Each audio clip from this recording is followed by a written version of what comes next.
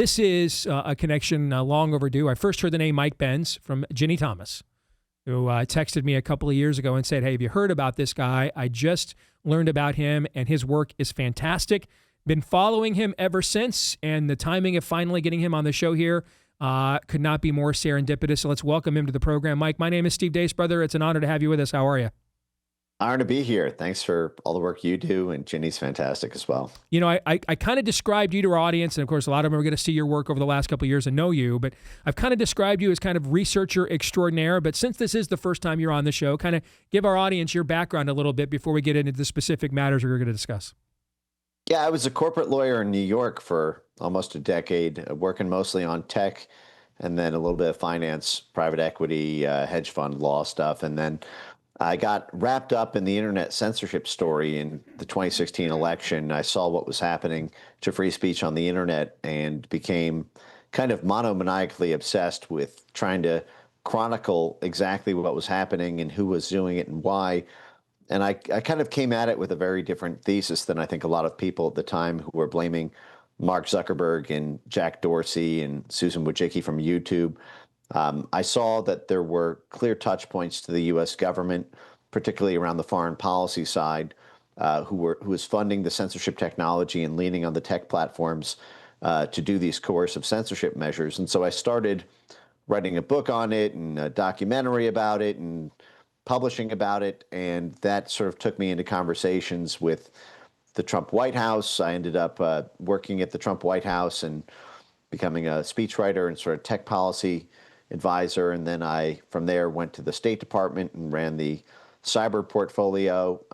And then when during the Biden term, I kind of took that skill set private and started a foundation. It's called Foundation for Freedom Online, where we've been breaking open essentially the censorship industrial complex and then all the related issues adjacent to it, because to understand what drove the censorship, you need to understand the inner workings of how the State Department, the Pentagon, USAID, and the intelligence services work.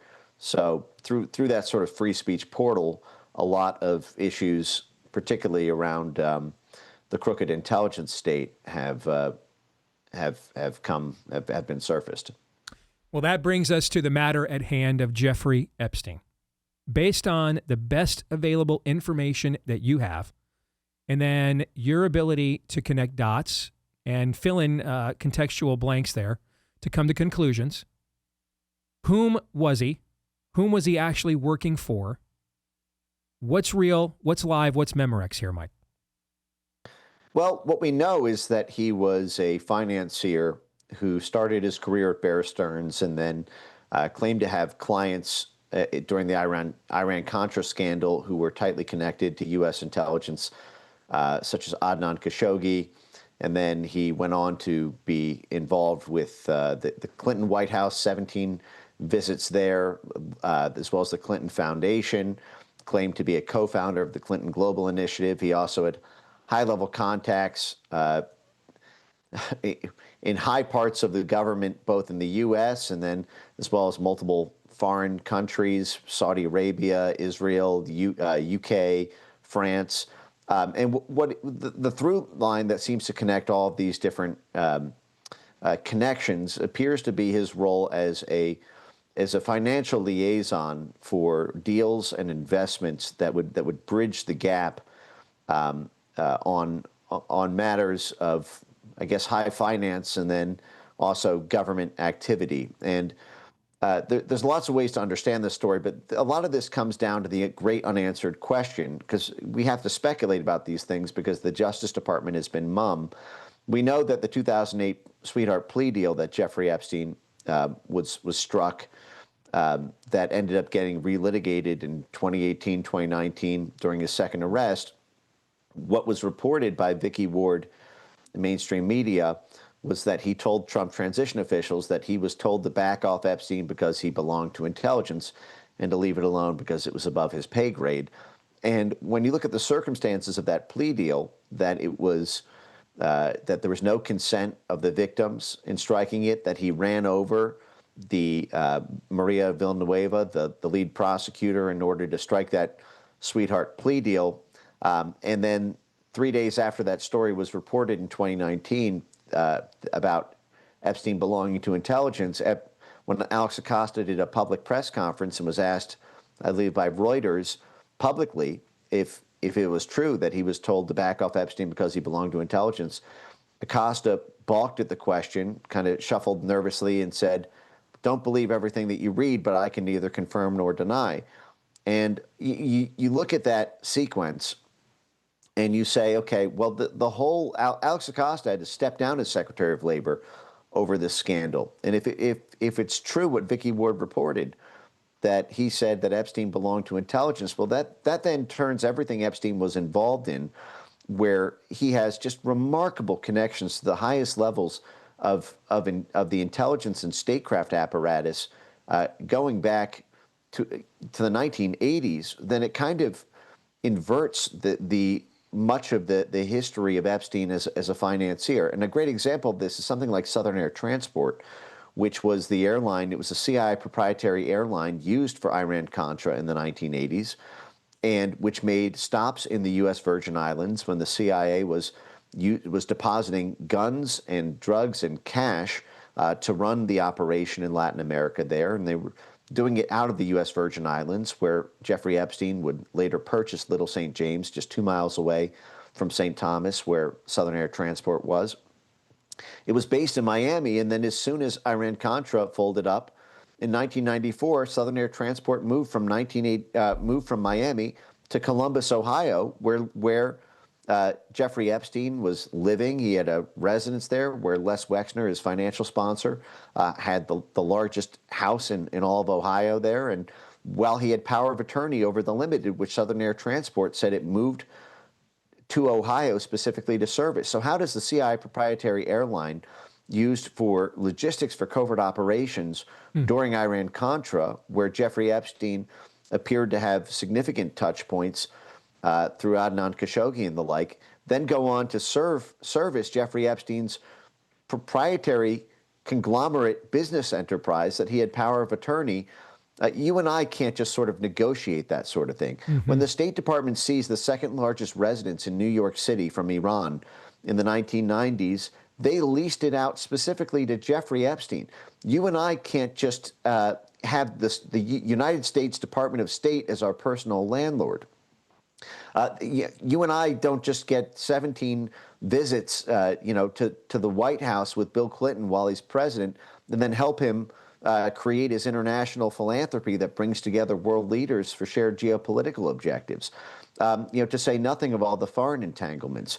But I think that more evidence is needed when it comes to things like the sexual blackmail. I don't think when you talk about CIA and foreign intelligence in the Epstein story, it relates to the underlying crime that he was charged for. I think that this was a money man, and the CIA has a rich history of using outside financiers to broker the deals that juice the covert action that the CIA needs.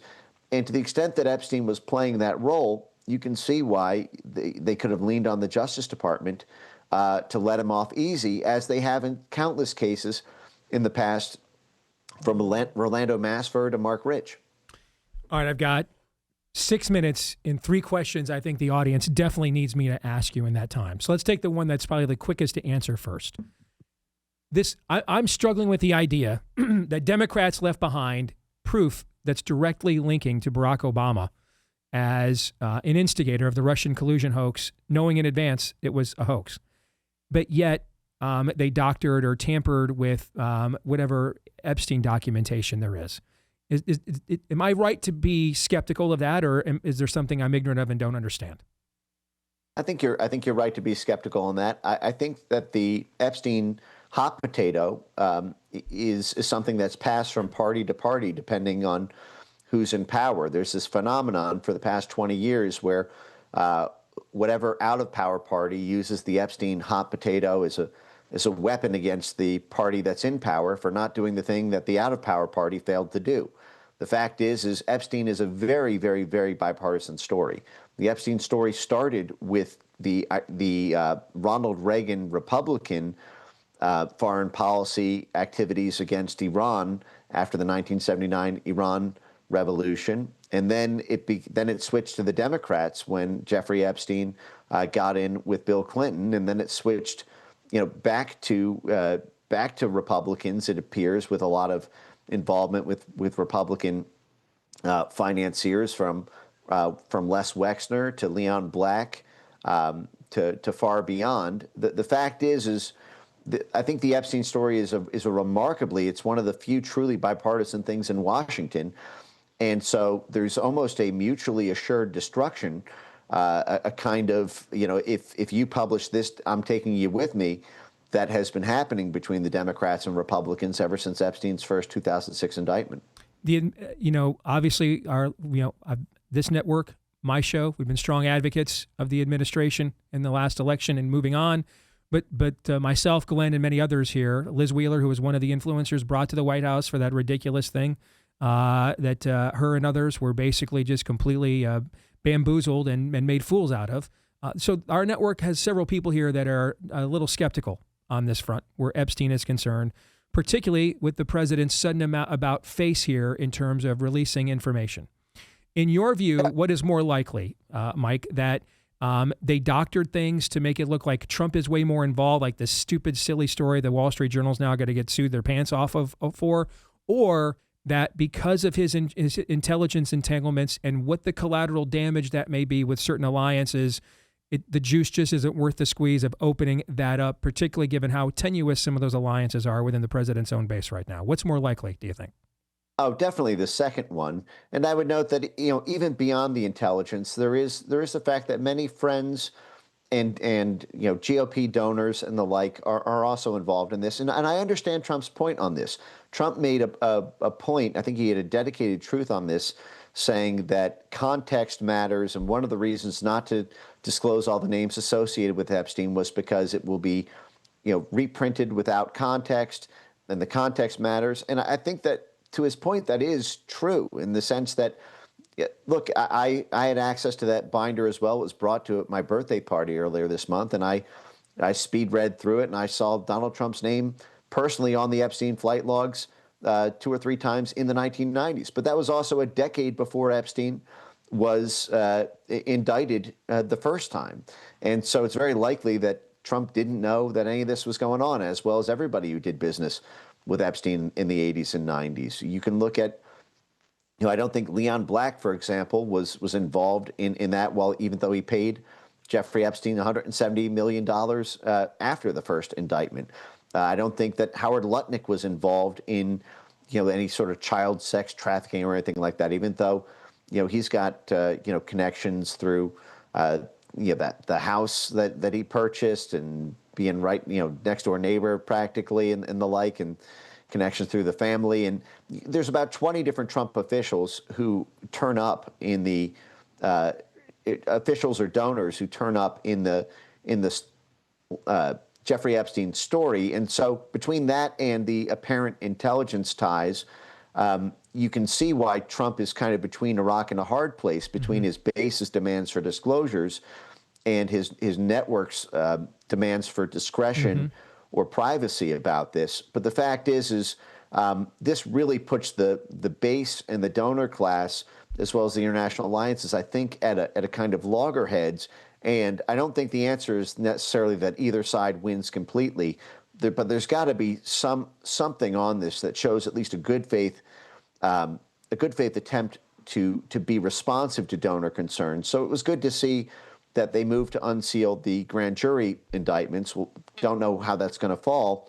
But the fact is Pam Bondi right now can walk down the office to the Office of Professional Responsibility, which did a 21-month investigation of Alex Acosta's plea deal with Jeffrey Epstein in 2008. This was produced in November 2020, 2 weeks after the 2020 election results. Bill Barr was still in charge of the Justice Department. They spent 21 months at the Justice Department looking into that plea deal and including Epstein's alleged intelligence ties. But we don't have that transcript of what they asked Alex Acosta. Pam Bondi could retrieve that right now and make that public right now. So we know exactly what the Justice Department looked into, what they asked Acosta, and what they didn't ask Acosta. All right. I've got time now I've only got time for a yes or no, which is unfair, but I'm going to ask it anyway. Over the weekend, Alan Dershowitz, Epstein's former attorney, published an op-ed in the Wall Street Journal saying he knows who his clients were. There were some high-value clients. None of them were politicians. He wasn't Mossad or CIA intelligence asset whatsoever. At least didn't tell him that. Yes or no, you buy Dershowitz's explanation here?